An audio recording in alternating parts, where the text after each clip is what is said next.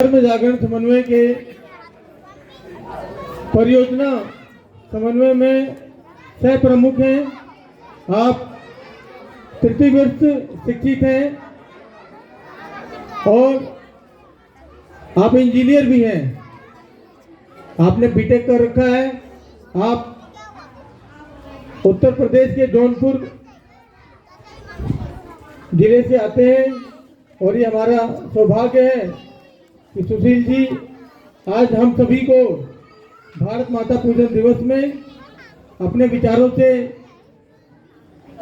आज के कार्यक्रम की विस्तृत जानकारी, भारत माता के विषय में जानकारी और आप सभी को किस प्रकार अपने देश में, अपने क्षेत्र में, अपने देश के लिए, अपने भारत माता के लिए क्या जिम्मेदारियां हैं, कैसे निभाना चाहिए, इन सभी से जो है भाई साहब हम सभी को ओतप्रोत करेंगे। भाई साहब का बहुत बहुत धन्यवाद है कि आप यहाँ आए। मैं आपसे विनती करूंगा, निवेदन करूंगा कि आप अपना विचार रखें। भाई सुशील जी।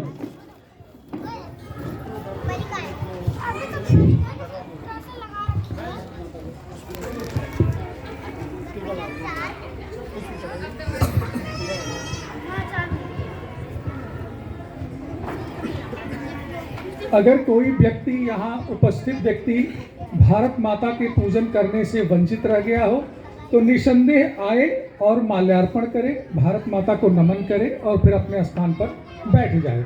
अगर आप कर चुके हैं तो बड़ी अच्छी बात है।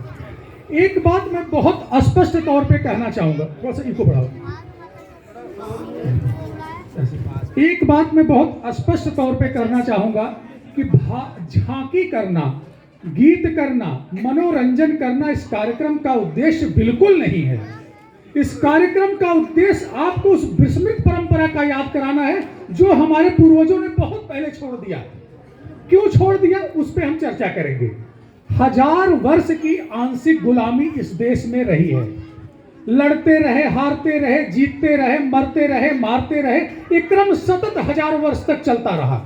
उसमें हमारी बहुत सारी परंपराएं खत्म हो गई और नई परंपराओं की शुरुआत हो गया। ऐसा क्यों हुआ और भारत माता पूजन का ध्येय क्या है और भारत माता पूजन क्यों आवश्यक है, इस पर चर्चा हर घर में होनी चाहिए।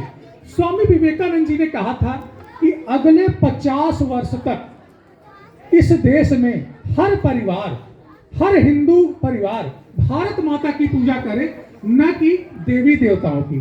तो उनका कहने का मतलब बिल्कुल भी नहीं था कि आप देवी देवताओं की पूजा छोड़ दो, मंदिरों में पूजा छोड़ दो। उनका मतलब ये था कि भारत को माता मानकर अगर हम सभी उसकी पूजा करते हैं तो हमारे क्षेत्र में, हमारे देश में जो जातिवाद, भाषावाद, प्रांतवाद, ऊंच नीच, छोटा बड़ा, ये जो कुरीतियां व्याप्त हो गई हैं, ये दूर हो जाएंगी। आप भी भारत को माता मानते हो, मैं भी मानता हूं, तो माता की संतान सभी बराबर होते हैं, कोई छोटा बड़ा नहीं होता है। इसलिए भारत को माता मानकर अगले कुछ वर्षों तक पूजा करना आवश्यक है। इस भारत माँ की चित्र को आप ध्यान से देखिए।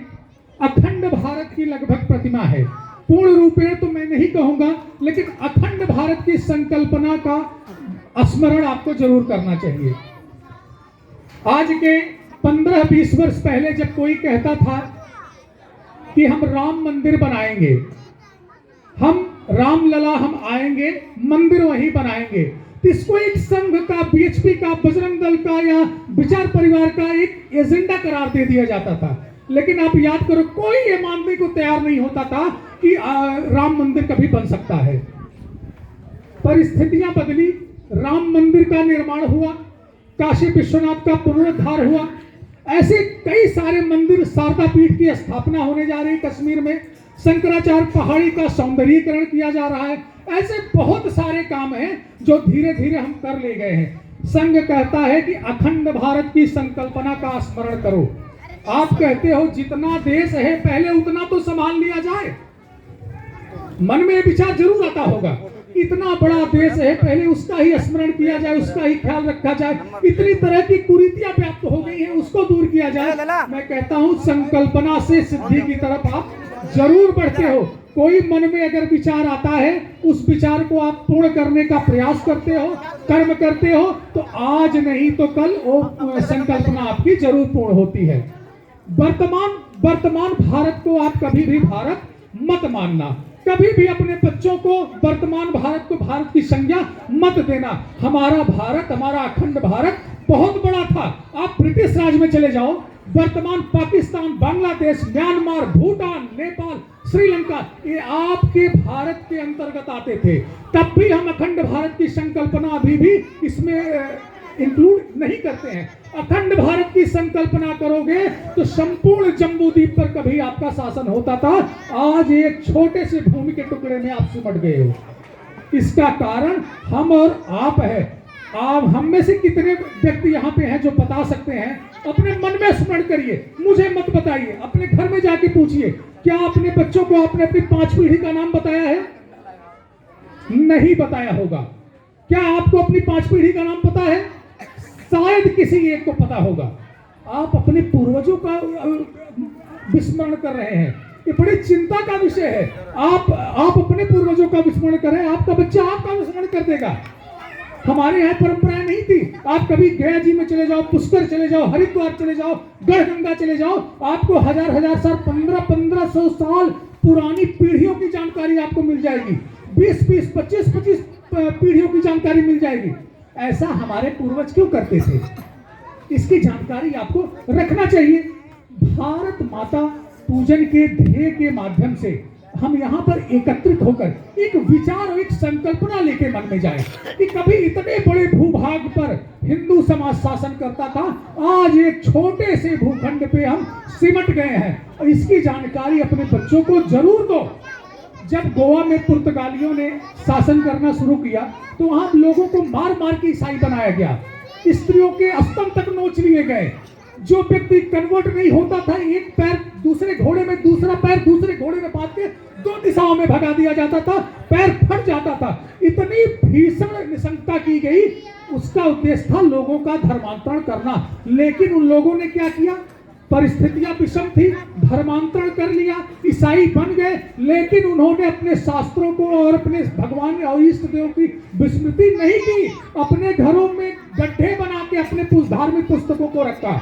जब मॉरिशस में अंग्रेजों ने पूर्वी उत्तर प्रदेश और बिहार से मजदूरों को ऊख की खेती करने के लिए ले गए। ईख मतलब होता है गन्ने की खेती करने के लिए। उन्हें गन्ने की टेक्नोलॉजी नहीं पता थी, तो उनको खेती करने के लिए लिए गए।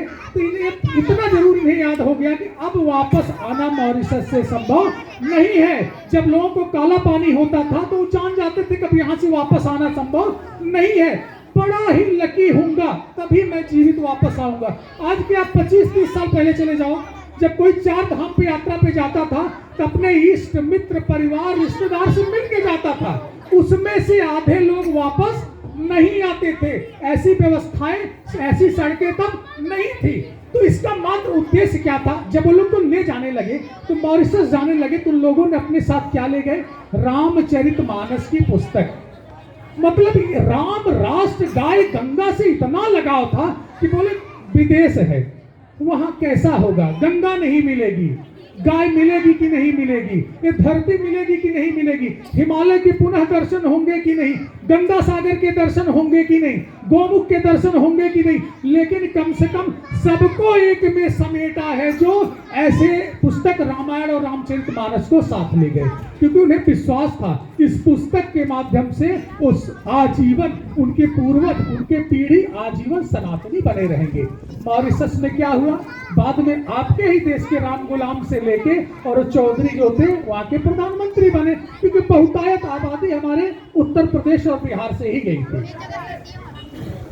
संघ विचार एक विचार लेके चलता है। सन 1959 में तत्कालीन सरसंघ चालक परम पूज्य गोलवलकर जी ने प्रचारकों के मध्य मथुरा में अधिवेशन में एक संकल्पना लिया था कि हम भारत को परम वैभव पर ले जाएंगे।